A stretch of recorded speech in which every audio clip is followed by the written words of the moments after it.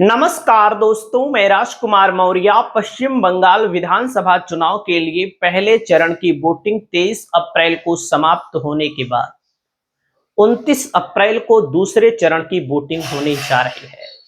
इस वीडियो में आप सभी साथियों को पश्चिम बंगाल के 294 विधानसभा सीटों का आकलन बताने जा रहे हैं। आप लोगों से अपील है कि आप लोग वीडियो को देखिए, आप लोग अपनी राय को कमेंट करके जरूर बताइए। दोस्तों, पहले चरण में 92.88% वोट, लगभग 93% वोट पड़ा है, जिसको लेकर के अलग अलग पार्टियां दावा कर रही हैं कि हमारा वोट है, हमारा वोट है। वो तो भाई 4 मई को ही पता लगेगा। जैसे आपके सामने एक जिला है कूच बिहार, देख सकते हैं, लिखा है कूच बिहार। कूच बिहार में भैया 9 विधानसभा की सीटें हैं। टीएमसी को 3 सीट मिलने की उम्मीद है, बीजेपी को 6 सीट, कांग्रेस को 0, अन्य को 0। यानी कि आपके सामने जो यहां दिख रहा है बीजेपी को ज्यादा, वाकई में बीजेपी को ज्यादा कूच बिहार में मिलना तय है।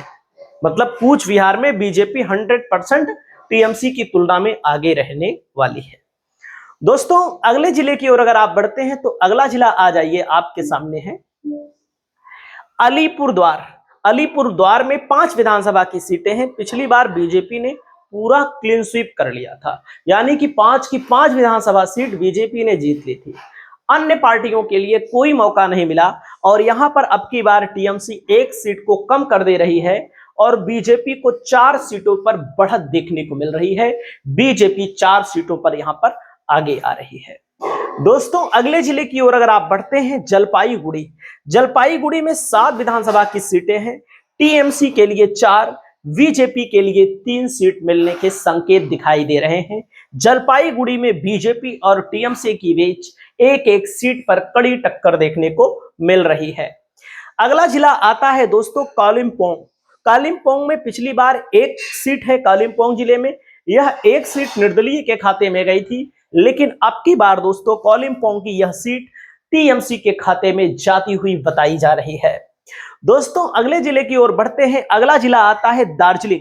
दार्जिलिंग में 5 विधानसभा की सीटें हैं और बीजेपी को यहां पर 4 और टीएमसी को यहां पर 1 सीट मिल रही है। अभी तक मैंने आपको 294 में से 27 विधानसभा सीटों का सर्वे बताया है, जिसमें टीएमसी को 10, बीजेपी को 17, कांग्रेस को 0, अन्य को 0 सीटें मिलती हुई बताई जा रही हैं। दोस्तों, अगले जिले की ओर बढ़ते हैं। अगला जिला आता है उत्तर दिनाजपुर। उत्तर दिनाजपुर में 9 विधानसभा की सीटें हैं। टीएमसी के लिए 5, बीजेपी के लिए 4 सीट के संकेत मिल रहे हैं, यानी कि बीजेपी को 4 सीट मिल रही है। दोस्तों, अगला जिला आता है आपके सामने दक्षिण दिनाजपुर। दक्षिण दिनाजपुर में 6 विधानसभा की सीटें हैं। टीएमसी को 3, बीजेपी को 3, यानी कि बराबरी का मुकाबला दक्षिण दिनाजपुर में बताया जा रहा है।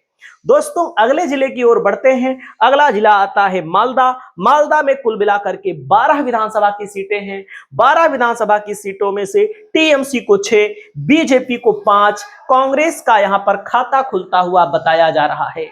दोस्तों, मालदा में कांग्रेस पार्टी का भी खाता खुल रहा है। बीजेपी और टीएमसी में कड़ी प्रतिस्पर्धा देखने को मिल रही है। दोस्तों, अगला नंबर आता है आपके सामने मुर्शिदाबाद। मुर्शिदाबाद दोस्तों 22 विधानसभा सीटों वाला जिला है, जहां पर टीएमसी का किला कहा जाता है। 22 में पिछली बार टीएमसी ने 21 सीट जीतने का काम किया था, बीजेपी ने 1 सीट जीतने का काम किया था, लेकिन टीएमसी की सीटें अब की बार मुर्शिदाबाद में 21 की तुलना में 14 मिलने की उम्मीद है। बीजेपी को 6 सीट मिलने की उम्मीद है, कांग्रेस को 1 सीट और अन्य को भी यहां पर 1 सीट मिलने की उम्मीद है। दोस्तों, अगले जिले की ओर अगर आप बढ़ेंगे तो अगला जिला आता है नादिया। नादिया में कुल मिलाकर के 17 विधानसभा की सीटें हैं। 17 में से टीएमसी को 7, बीजेपी को 8, कांग्रेस और अन्य पार्टी को यहां पर 1 सीट मिल रही है। तो देख सकते हैं नादिया में बीजेपी बढ़त पर है, टीएमसी बढ़त पर नहीं है। दोस्तों, अभी तक जो सर्वे आया है 294 में से 93 विधानसभा सीटों का, टीएमसी को 45, बीजेपी को 43, कांग्रेस को 3 और अन्य के लिए 2 सीट मिलने के अनुमान यहां पर बताए जा रहे हैं।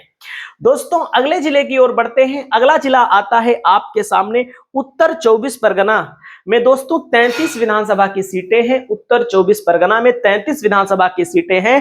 टीएमसी को 24, बीजेपी को 8, कांग्रेस को 1 सीट मिलता हुआ बताया जा रहा है। यहां पर भी आप लोग देख सकते हैं टीएमसी असली खेल यहीं पर खेलने का काम करती है। असली खेल उत्तर 24 परगना में ही होता है। सबसे ज्यादा सीटों वाला जिला है, जहां पर आप देख लीजिए 126 में टीएमसी को 69, बीजेपी को 51, कांग्रेस को 4, अदर को यहां पर 2 सीट मिलने की उम्मीद जताई जा रही है। दोस्तों अगले जिले की ओर बढ़ते हैं। दक्षिण 24 परगना में 31 विधानसभा की सीटें हैं। दक्षिण 24 परगना में 31 विधानसभा की सीटें हैं। टीएमसी को 26, बीजेपी को 5 सीट मिलने के संकेत दिखाई दे रहे हैं।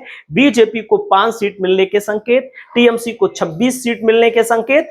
तो उत्तर परगना और दक्षिण परगना, जहां पर उत्तर परगना में 33 विधानसभा की सीटें हैं, दक्षिण परगना में 31 विधानसभा की सीटें हैं, आप लोग यहीं से अनुमान लगा सकते हैं कि असली खेला टीएमसी के लिए यहीं पर होता है। कुल मिलाकर के 294 में से 157 सीटों का आकलन मैंने आपको बताया है। टीएमसी को 95, बीजेपी को 56, कांग्रेस को 4, अन्य को यहां पर 2 सीट मिलने की उम्मीद है। दोस्तों अगला जिला आता है कोलकाता। कोलकाता में 11 विधानसभा की सीटें हैं। टीएमसी के लिए 8, बीजेपी के लिए 3, कांग्रेस और अन्य के लिए कोई मौका कोलकाता में देखने को नहीं मिल रहा है। दोस्तों अगला जिला आता है आप सभी साथियों के सामने हुगली। हुगली में 18 विधानसभा की सीटें हैं। टीएमसी को 11, बीजेपी को 6, कांग्रेस को कोई सीट नहीं मिल रही है, अन्य के खाते में भी यहां पर 1 सीट जा रही है। तो दोस्तों हुगली में आप लोग सही आकलन देख सकते हैं। हुगली में कांग्रेस यहां पर खाते नहीं खोल पा रही है, अन्य को 1 सीट और टीएमसी और बीजेपी में टक्कर देखने को मिल रही है। दोस्तों अगला जिला आता है हावड़ा। हावड़ा के ब्रिज को आप लोग सुनते होंगे, देखते होंगे, कुछ लोग गए होंगे। 16 विधानसभा की सीटें हैं। टीएमसी का गढ़ कहा जाता है हावड़ा। 12 सीटों पर टीएमसी और 4 सीट पर बीजेपी। कांग्रेस को कोई सीट नहीं, अन्य को भी यहां पर कोई सीट नहीं मिलती हुई दिखाई दे रही है। दोस्तों अगले जिले की ओर बढ़ते हैं। अगला जिला आता है पूरब मेदिनीपुर। पूरब मेदिनीपुर में 16 विधानसभा की सीटें हैं। टीएमसी को 10, बीजेपी को 6 सीट मिल रही है। कांग्रेस और अन्य पार्टी के लिए कोई मौका नहीं मिल रहा है। यहां पर आपके सामने सारे आंकड़े एक्चुअल हैं। दोस्तों अगला जिला आता है आपके सामने पश्चिमी मेदिनीपुर में 15 विधानसभा की सीटें हैं। टीएमसी को 12, बीजेपी को 3 सीट मिल रही है। यहां पर भी टीएमसी बहुत आगे निकल रही है। दोस्तों 294 में से 233 विधानसभा का सीटों का आकलन आ चुका है, जिसमें 148 के बहुमत को टच कर रही है।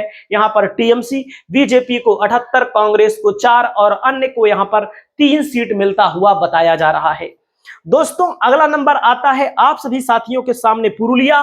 पुरुलिया बीजेपी के लिए गढ़ कहा जाता है। यहां पर 7 विधानसभा सीटों पर बीजेपी को, टीएमसी को 2 सीटों पर, कांग्रेस को 0 और अन्य को भी 0 सीटों पर समझौता करना पड़ेगा। तो दोस्तों यहां पर टीएमसी बहुमत के आंकड़े को पार करके 150, बीजेपी 85, कांग्रेस 4 और अन्य के लिए भी 3 सीटों को मिलता हुआ बताया गया है।